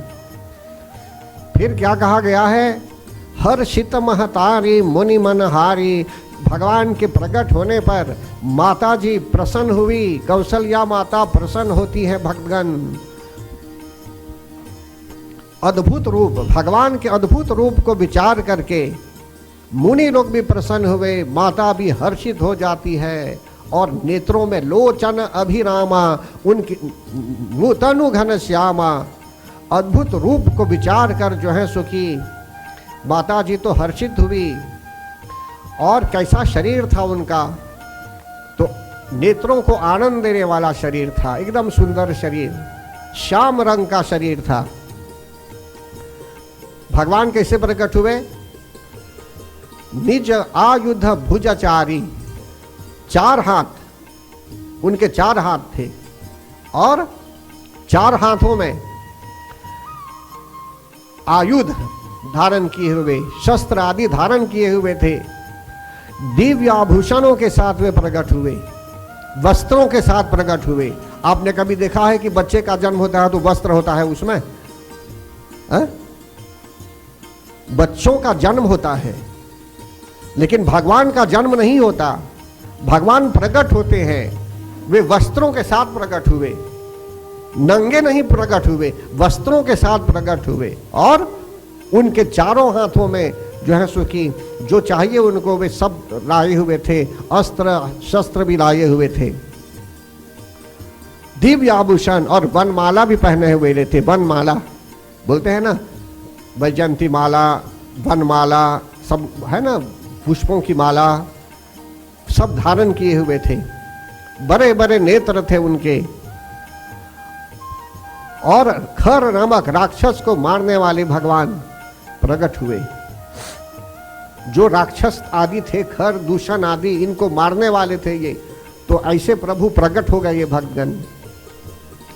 इनका सुंदर शरीर था, मुनि लोग भी प्रसन्न थे, माता जी भी प्रसन्न थी। और कहा गया कि कृपालु भगवान, दीन दयाल, सबके हित करने वाले भगवान प्रकट होते हैं भक्तगण। भगवान तो वैसे सर्वत्र हैं, ओमनी प्रेजेंट है, चाहे प्रकट नहीं भी होंगे तो भी वे कृपा करने वाले हैं। लेकिन अभी ऐसा बताया गया कि समय हो गया था भगवान के अवतरित होने के लिए। जैसे शुरू ही में बताया गया, यदा यदा ही धर्मस्य ग्लानिर्भवति भारत अभ्युत्थान नाम धर्मस्य तदात्मानं सृजाम्यहम् परित्राणाय साधूनां विनाशाय च दुष्टकृतां धर्म संस्थापनार्थाय संभवामि युगे युगे। भगवान ने जैसे श्रीमद् भागवत गीता में भी बताया पूर्व काल में, इसी प्रकार धर्म की रक्षा करने के लिए, धर्म के अभ्युदय के लिए, प्राणियों की रक्षा करने के लिए, संतों की रक्षा करने के लिए, दुष्टों के नाश के लिए भी, दुष्कर्मों के नाश के लिए भी भगवान अवतरित होते हैं। धर्म की पुनः स्थापना के लिए भी, टू रिस्टैब्लिश धर्म, धर्म को बदलने के लिए नहीं, कारण कि धर्म सनातन होता है। सनातन धर्म को बदला नहीं जा सकता, कारण कि सनातन धर्म हरदम रहने वाला है। मनुष्य अपने धर्म को भूल सकता है, लेकिन कभी भूल जाता है, लेकिन फिर से याद दिलाने के लिए भगवान अवतरित होते हैं।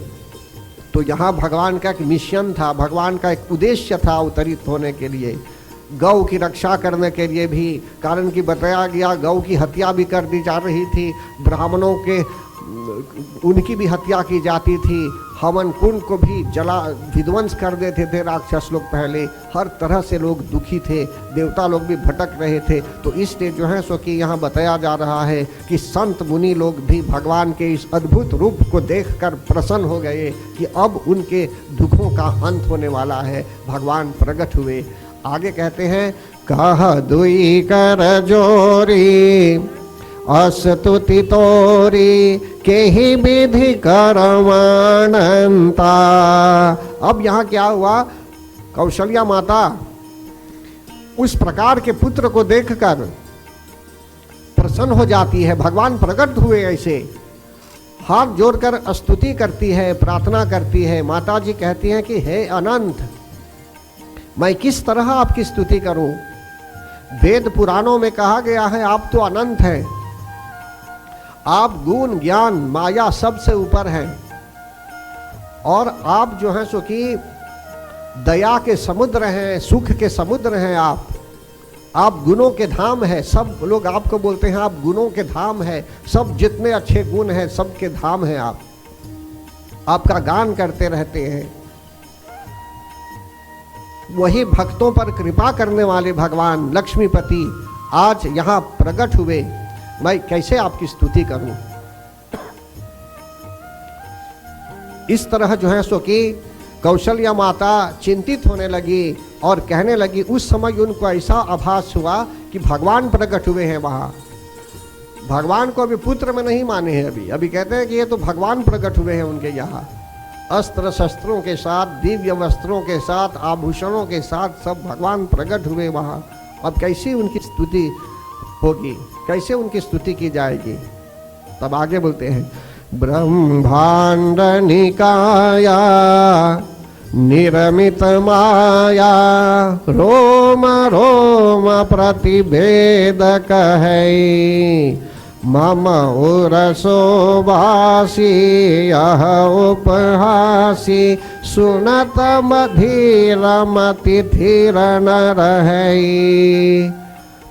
बोलते वेद कहते हैं कि आपके अंग प्रत्यंग में अनेकों ब्रह्मांड हैं, अनेकों यूनिवर्स हैं, अनेकों ब्रह्मांड हैं, और आप कैसे मेरे गर्भ में रहे मुझे पता नहीं चल रहा है। मतलब कि इस समय कौशल्या माता भ्रमित थी। लेकिन धीरे धीरे क्या होता है भक्तगण, प्रभु राम सुनाते हैं। अभी तो नाम भी नहीं पड़ा था राम, उनका नामकरण संस्कार भी नहीं हुआ था अभी। तो वही बालक, प्रभु जो बालक के रूप में आए, कौशल्या माता को शिक्षित करने लगे, याद दिलाने लगे, पूर्व जन्म में कभी आपको वरदान दिया गया था। कश्यप और अदिति, राजा दशरथ जी के रूप में कश्यप जी आए और अदिति भी जो है कौशल्या माता के रूप में। तो जो है सो कि आप लोगों ने तप किया था और आपने अनुरोध किया था कि मैं आपके यहाँ पुत्र के रूप में आऊँ, प्रकट हूँ। इसी प्रकार जो है सो कि मैं यहाँ उपस्थित हूँ। हर तरह से जो है सो कि भगवान शिक्षित करने लगे कौशल्या माता को, तब जाकर उन्हें ज्ञान उत्पन्न हुआ। इस तरह से भगवान समझाते हैं कि जिससे वे भगवान को भगवान न मानकर पुत्र के रूप में माने और इनको जो है सो कि पुत्र का सुख प्राप्त हो। फिर आगे कहते हैं यहाँ, माता पुनि बोली सोमति डोली तजहु तात यह रूपा की जय शिशुलीला अति प्रियशीला यह सुख परमानुपा सुनि बचन सुजाना रोदन ठाना होई बालक सुर भूपा यह चरित जे गावहि हरि पद पावहि तेन परहि भवकूपा। देखिए भगवान यहाँ भगवान समझाते हैं कौशल्या माता को, कारण कि माता जी कैसे समझ पाती कि भगवान उनके यहाँ पुत्र के रूप में है, वे तो इस प्रकार से आए हुए हैं। तो यहाँ बोलते हैं माता पुनि बोली सोमति डोली। भगवान ने जब समझाया तो माता जी समझ गई, फिर उनकी बुद्धि बदल गई और फिर बोलती है कि हे तात, आप इस भव्य रूप को छोड़कर बाल लीला कीजिए, बाल लीला शिशु के रूप में आप बन जाइए। तो माता जी की आज्ञा पाकर भगवान अपना रूप बदल देते हैं, उनका रूपांतर होता है, वे रूप बदल देते हैं और एक बच्चे के रूप में रोने लगते हैं, शिशु के रूप में हो जाते हैं एकदम छोटा। भगवान का जन्म नहीं हुआ, ये मत सोचा कि भगवान का जन्म हुआ। भगवान प्रकट हुए और वे अपने रूपों को मच्छर के रूप में भी बना सकते हैं, शिशु के रूप में भी बना सकते हैं, अनेकों रूपों में भी अपने रूप को परिवर्तित कर सकते हैं। वे उनमें बहुत क्षमता है, कारण कि वे सर्वशक्तिमान है। तो इसलिए यहाँ बताया गया, भगवान तुलसीदास जी भी कहते, तुलसीदास जी महाराज भी कहते हैं कि जो मानव ऐसा चरित्र सुनता है, जो गाता भी है, तो हरि पद को पाता है, अज्ञानता से दूर होने लगता है, उस व्यक्ति के जीवन में प्रकाश होने लगता है और संसार रूपी कूप में नहीं गिरता, भवसागर में मनुष्य नहीं पड़ता। तो हम सब जो यहाँ आए हुए हैं प्रभु राम के प्रगट होने के उत्सव को मनाने के लिए भगवान, तो हमारा अहोभाग्य है और कथा वार्ता से भी ज्ञान प्राप्त होता है। वैसे तो कहा गया है सत्संग के बिना मनुष्य को ज्ञान नहीं होता, तो सत्संग हमारे लिए परम आवश्यक है। तो भगवान कैसे अवतरित होते हैं और क्या करते हैं, तो कहते हैं यहाँ विप्रधेनु सुरसंतहिता लीन मनुजावतार निज इच्छा निर्मित तनु माया गुण गोपार सियावर रामचंद्र पद गई रहो उमावर शंभुनाथ पद गई रहो महावीर बजरंगी पद गई रहो शरणागत हरि। अब भगवान क्यों उतार लेते हैं वो तो पहले ही बता दिया गया, धर्म की रक्षा करने के लिए अनेकों कारण भी बताए गए, लेकिन यहाँ कहते हैं विप्रधेनु सुर संतहिता लीन मनुज अवतार, ब्राह्मणों की रक्षा करने के लिए, कारण कि ब्राह्मणों को मारते थे लोग, उनकी हत्या करते थे, राक्षस लोग अत्याचार करते थे। जहाँ वेद ध्वनि सुनाई जा रही थी तो ब्राह्मणों को मारते थे राक्षस लोग, और रावण ने ऐसा आदेश दिया था राक्षसों को कि कहीं वेद नहीं होना चाहिए और मंदिर यदि कहीं खुला भी है तो उसको बंद कर देना चाहिए। अब मुझे तो अभी भी याद है, अभी कोविड-19 के समय में किसी देश में आ रहा था ये टीवी में, कहीं पुरोहित ने मंदिर खोल दिया था तो लाठी से लोग मार रहे थे उनको, विप्र की हत्या भी कर सकते हैं लोग, मतलब कि अनेकों प्रकार से दंडित करते थे। तो ये तो नॉर्मल हो गया कि कोविड-19 में मनुष्य जो है सो कि अनेकों प्रकार से चिंतित था उस समय और पता नहीं था कि सॉल्यूशन कहाँ से मिलेगा, लेकिन फिर भी सुरक्षा के लिए मंदिरों को बंद किया गया था।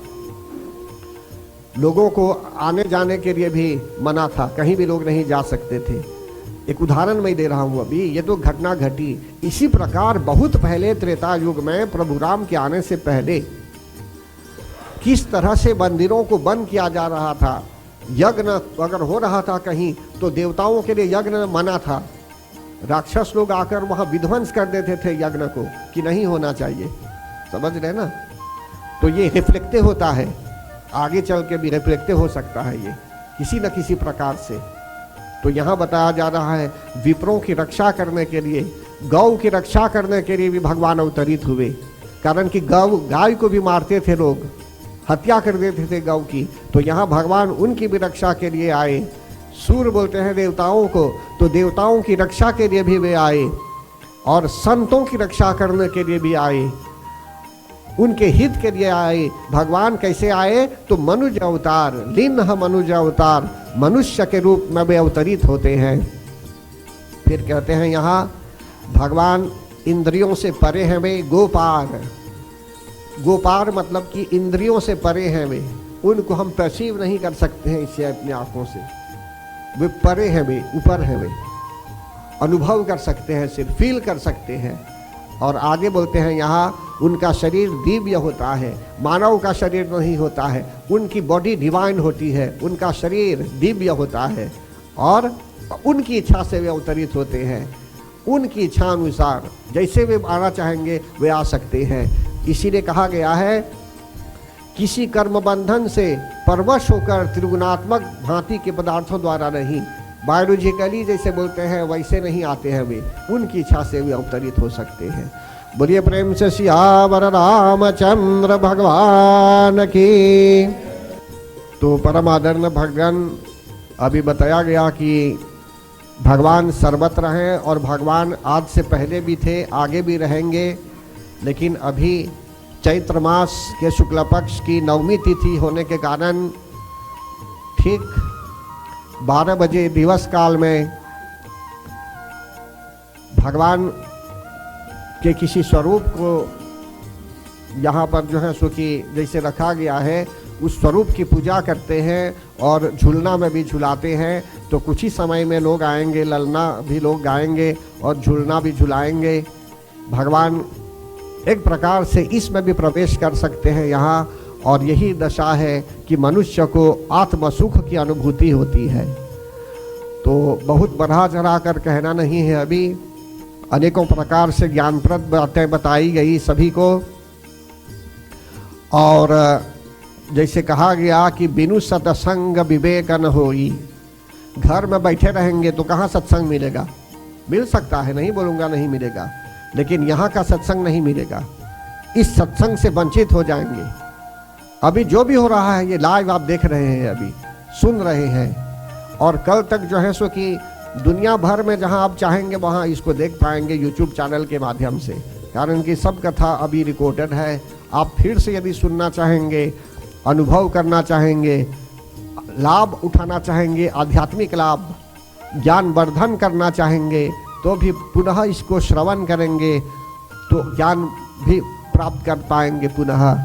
लेकिन मुख्य रूप में यही कहा गया है कि सत्संग के बिना मनुष्य को ज्ञान नहीं होता। एक साथ बोलिए तो, बिनु सत्संग विवेक न होई, राम कृपा बिनु सुलभन सोई। फिर से बोलेंगे, बिनु सत्संग विवेक न होई। जब तक सत्संग नहीं होगा भगवान तो विवेक नहीं होगा। विवेक कहते हैं अच्छे और बुरे का ज्ञान नहीं होता।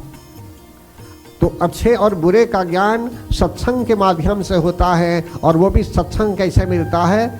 तो राम कृपा बिनु सुलभन सोई। प्रभु की कृपा के बिना भी सत्संग नहीं मिलता।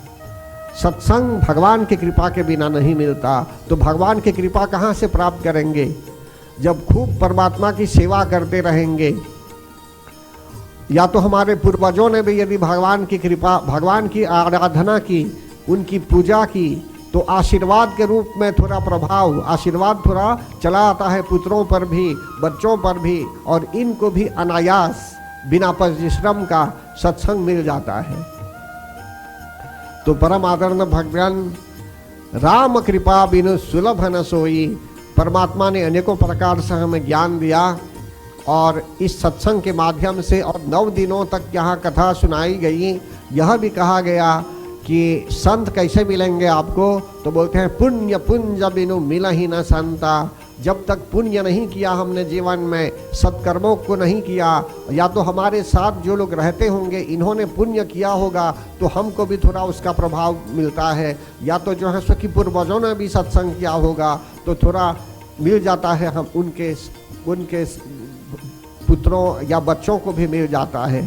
तो कहने का भाव यहाँ यह है भक्तगण कि हमको सदा सर्वदा सत्संग में रहना चाहिए, कि जिससे हर तरह से हम आनंदित रहें और परमानंदित भी रहें। ये तो एक भाव से बताया गया कि भगवान कैसे अवतरित हुए थे त्रेता युग में, और वही परमात्मा द्वापर युग में भी अवतरित हुए थे श्री कृष्ण के रूप में भी, और आगे चल के भी वे कभी भी अवतरित हो सकते हैं।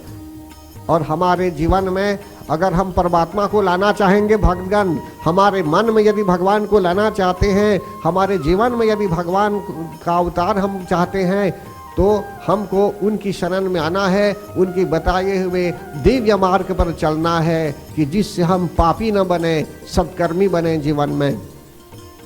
और हमारे अंदर किसी प्रकार की आसुरी वृत्ति यदि है, तो भगवान के अवतरित होने पर समझ लीजिए प्रकाश के आने पर जैसे अंधकार मिट जाता है और ज्ञान होने लगता है, इसी प्रकार जो है सो कि हमारे जीवन में भी प्रकाश आने लगता है, और हमारे अंतःकरण में भी उजाला का अनुभव करेंगे हम, हर समझ लीजिए ज्ञान का अनुभव करेंगे। तो बोलिए प्रेम से सियावर रामचंद्र भगवान की जय।